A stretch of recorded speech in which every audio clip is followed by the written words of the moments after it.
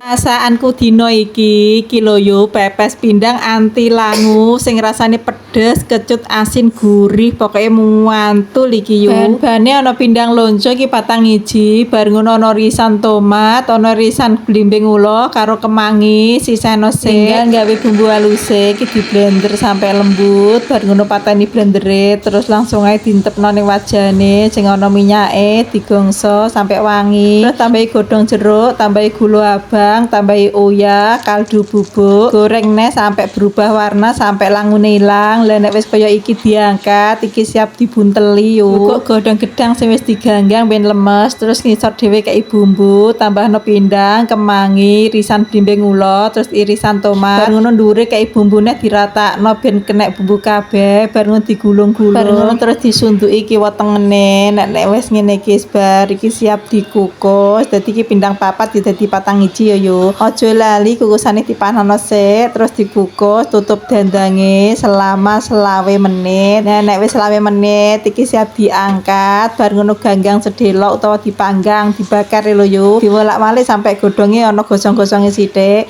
Lah nek wis ngene terus diangkat, pepes pindang siap disajikan. Mantul lho yo.